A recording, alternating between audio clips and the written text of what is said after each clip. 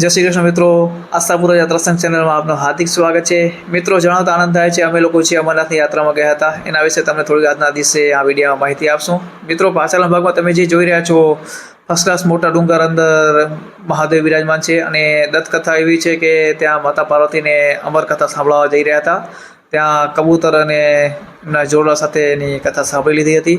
આજના દિવસોમાં મિત્રો આપણે યાત્રામાં જઈએ એટલે અમર કબૂતરની કથા ત્યાં સાંભળવા મળે છે, જોવા મળે છે અને અમર કબૂતરના ત્યાં દર્શન થાય છે। તો મિત્રો પણ તમે પણ એક વખત તમારા પરિવાર સાથે અવશ્ય યાત્રામાં જજો, તમારા પરિવાર સાથે યાત્રા કરજો। હર હર મહાદેવ, જય શ્રી કૃષ્ણ। અને મિત્રો, સોશિયલ મીડિયામાં અત્યારે જોઈ રહ્યા છો મારી ચેનલ આશાપુરા યાત્રા સંઘ સબસ્ક્રાઈબ પણ કરી દેજો। આ ગુફાની લંબાઈ અંદર તરફથી ઊંડાઈ 19 મીટર અને પહોળાઈ 16 મીટરમાં આવેલી છે। 11 મીટર ઊંચાઈ ગુફા છે। અમરનાથ ગુફા એક શિવના પ્રમુખ ધાર્મિક સ્થળોનો એક સ્થાન ગણવામાં આવે છે। અમરનાથ યાત્રાને તીર્થનો મુખ્ય તીર્થ ગણવામાં આવે છે।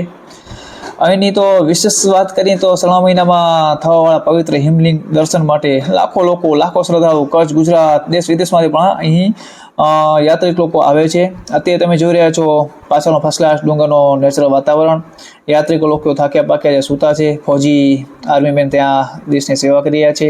અને મિત્રો, આજે બોર્ડ જોઈ રહ્યા છો, અહીંથી આગળ જતા છે એકદમ સુંદર અને નેચરલ વાતાવરણ જોવા મળે છે। એનાથી વિશેષ તમને વાત કરીશ કે ડુંગર ઉપર જ મહાદેવની અમરનાથ ગુફાની સામે જે છે ને મહાકાળીનો એક સ્વરૂપ ધારણ થયેલો છે। મહાકાળીની મૂર્તિ નીકળેલી છે, ખુદ પ્રગટ થયેલી છે સ્વયંભૂ મહાકાળીની મૂર્તિ। ત્યાં તમે જશો યાત્રા એટલે તમને જોવા મળશે। અને આ સામે જે મિત્રો તમે જોઈ રહ્યા છો બરફ, હિમવર્ષા થઈ રહી છે, બરફ આવી રહ્યો છે, વાદળ પણ નીચે જોવા મળી રહ્યા છે। વાદળ પીગળીને બરફ બધો જે નદીમાં પીગળી રહ્યો છે। અહીંયા કને તમે જોઈ રહ્યા છો રસ્તામાં ફૌજીઓ, NDRF વાળા બધા જ સેવામાં ખડે પગે ઊભા છે। અહીં નેચરલ વાતાવરણ જોઈ રહ્યા છો, એકદમ બરફ, વાદળા, પાણી। અને મિત્રો, અત્યારે મારી યાત્રિકના હું તમને દર્શન કરાવીશ। મારી સાથે જે પણ માતા બહેનો આવેલા છે, ભાઈઓ આવેલા છે, આ બધા થાક્યા પાક્યા છે અત્યારે ઉપર ચડતા 14 થી 16,000 ફીટ ઊંચાઈ ઉપર આવેલો છે, એટલે મિત્રો બધા થાકી ગયા છે। છતાં પણ મહાદેવનું નામ લઈ હસતા હસતા ચાય નાસ્તો કરતા અમે લોકો અત્યારે ઉપર જઈ રહ્યા છીએ। હાય પૂજા, આ તો થાકી જ ગઈ છે। હેલો મહાદેવ, મહાદેવ, મહાદેવ।